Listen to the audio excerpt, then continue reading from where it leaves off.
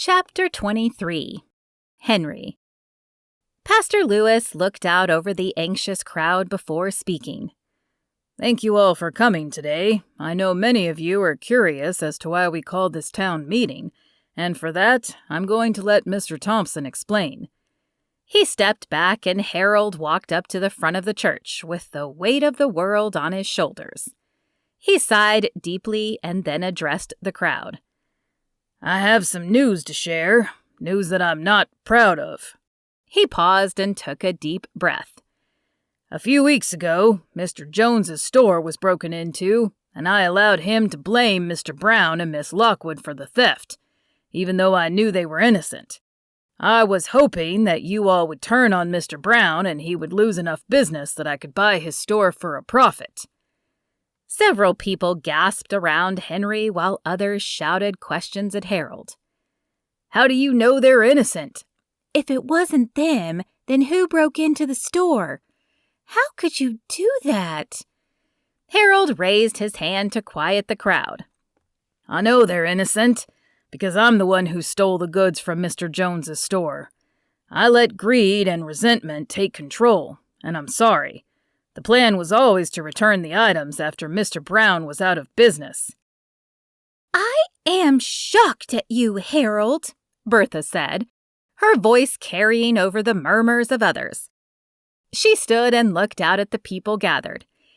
And I want everyone to know that I had no idea he had done such a thing. No idea at all. No one said you did, Harold said.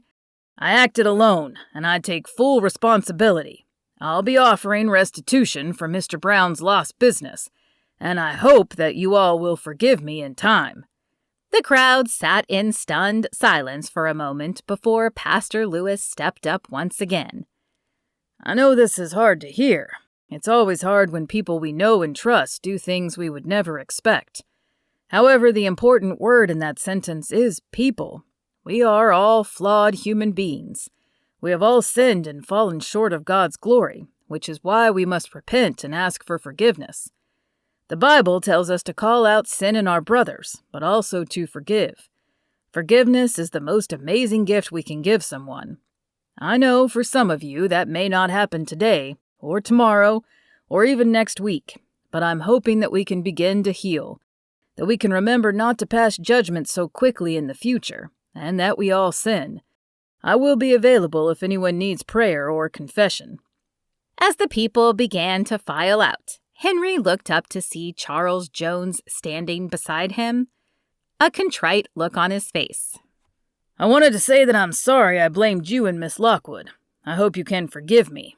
He held out his hand and Henry shook it. Thank you for the apology, and I do believe we can both function in this town without being competitors. You're probably right, but I've decided to sell the store and move to a different town. I feel like there would be a lingering dislike if I stayed. Besides, I hear that Mrs. Baxter is looking for a place for her dress shop, and I think that building will do nicely, don't you? Henry smiled. I think it would be perfect. Charles nodded and then disappeared out of the church, and Mary made her way over to him. Do you think Mr. Thompson's explanation will help with your business?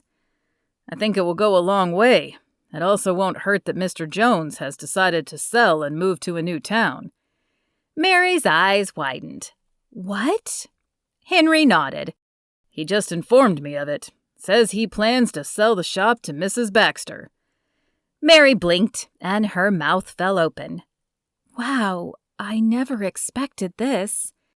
Henry smiled and took her hand. I told you that God works in mysterious ways.